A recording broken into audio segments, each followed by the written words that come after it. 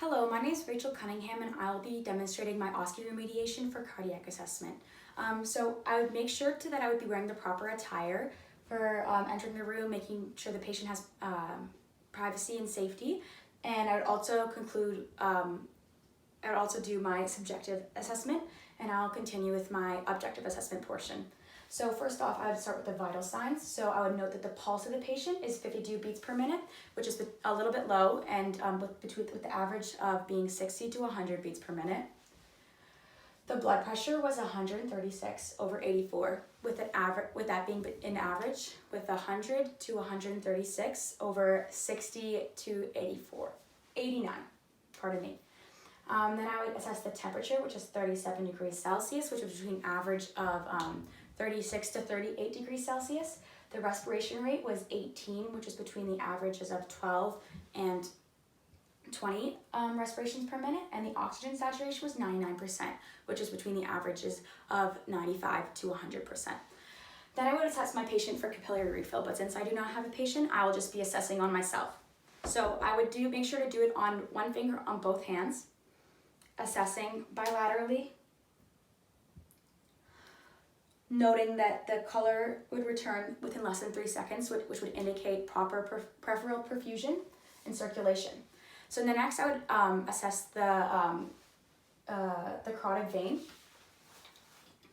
I'd be using my headlight, directing it directly at the vein with the patient at a 30 to 45 degree angle, and I would note that this would change with position. I will assess the vein for obvious distension, and I will note that the vein will be a fluttery wave-like pulse on the right-hand side, and asking the patient to turn their head to the side. Great, now I will be assessing the patient's carotid artery. I would note that some landmarking would be medial to the medial malleolus, and I would be assessing it in 3 different positions, which would be at the angle of the neck. It would also be at the mid-cervical area, which is in between that, and then at the base of the neck.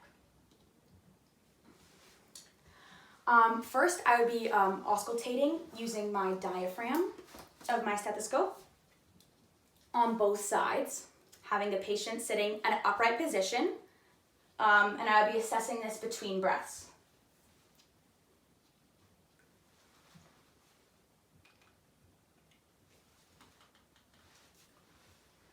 So the base of the neck, the angle of the neck.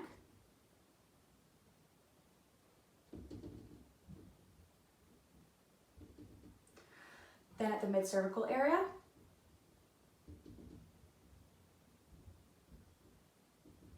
Then at the base of the neck.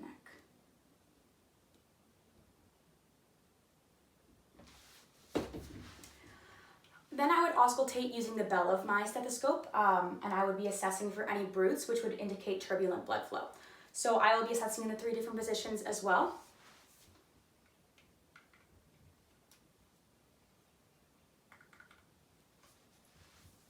At the angle of the neck.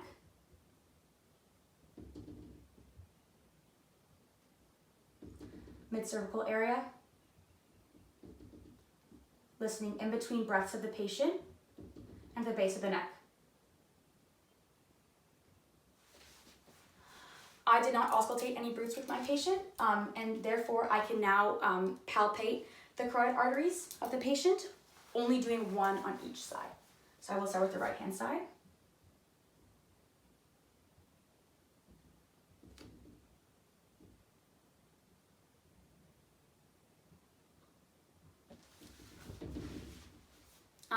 I would note that the amplitude of the patient's carotid artery pulse was 2+, which is a moderate pulse, and the patient's carotid artery pulse would not change with position. Then I will assess the patient's for the rest of the exam at a 30 to 45 degree angle.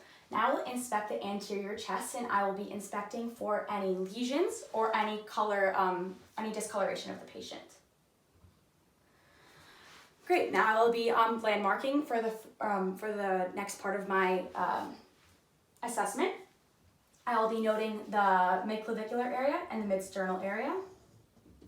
I will be noting the valve area, which is in the second intercostal space on the right-hand side to the midsternal border. Then I'll be noting the pulmonic valve area, which is second intercostal space left to the midsternal border. Then I'll be noting Ebb's point, which is third intercostal space left to the midsternal border. Then I'll be assessing, inspecting for, landmarking for the tricuspid valve area, which is fifth intercostal space left to the midsternal border. And then finally, I'll be assessing for the mitral valve area, which is medial to the midclavicular line in the fifth intercostal space. Now I will be assessing the apical pulse of the patient. I will be putting my finger in the fifth intercostal space, medial to the midclavicular line on the left-hand side. And I'll be assessing this between breaths. Or I will ask the patient to take a deep breath in, hold, take a deep breath in, out, and then hold, to make sure that the breath sounds does not interfere with my pulsations. And then I will note that the location of the apical pulse should be within the fourth or fifth intercostal space, and the amplitude should be moderate with a 2+4. Now I will palpate the pericardium at the apex of the heart, behind the left sternal border, and at the base of the heart. I will be using 4 fingers, and I will be assessing for pulsations and thrills, and I will be assessing the patient's areas between breaths, or I'll ask them to breathe in, breathe out, and hold. So breathe in, breathe out, and hold. Breathe in, breathe out, hold. Breathe in, breathe out, and hold. Now I will auscultate using the diaphragm of my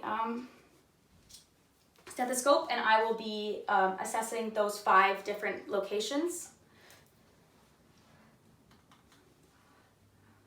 And I'll be noting that the S1 sound should be louder at the apex of the heart, and the S2 sound should be louder at the base of the heart. So first I will be doing the aortic valve area with S1 louder here, then the pulmonic valve area. Now Ebb's point.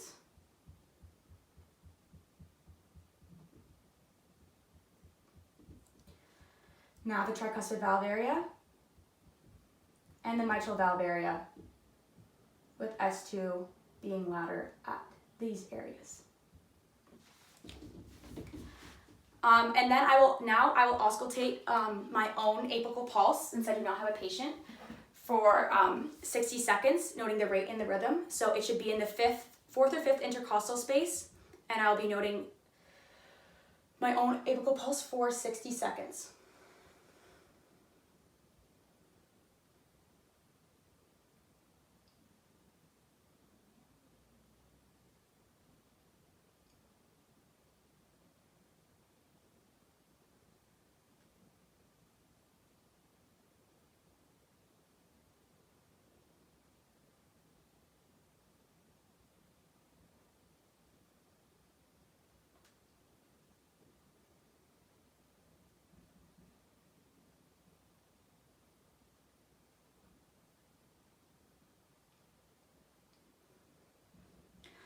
So my rate was 68 beats per minute, which is between the averages of 60 to 100 beats per minute, and my rhythm was average.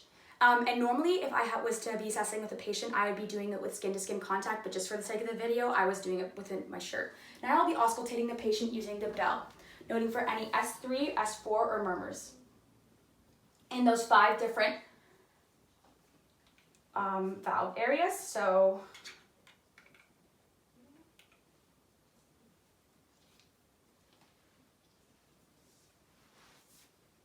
So first, in the aortic valve area, and I'll be assessing these in between breaths of the patient. So the aortic valve area, pulmonic valve area, Ebb's point,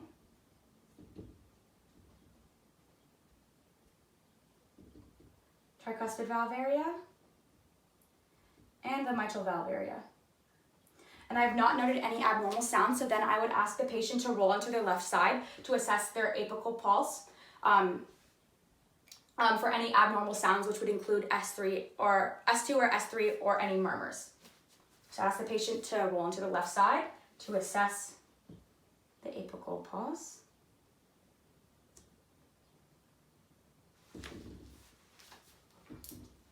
And I did not note any abnormal sounds in that area either. So now I will be assessing the patient for any edema on bilaterally on their feet in the 3 different locations. So since I do not have a patient, I will just be assessing on myself. So I'll be using 2 fingers. I'll be assessing the dorsum of the foot,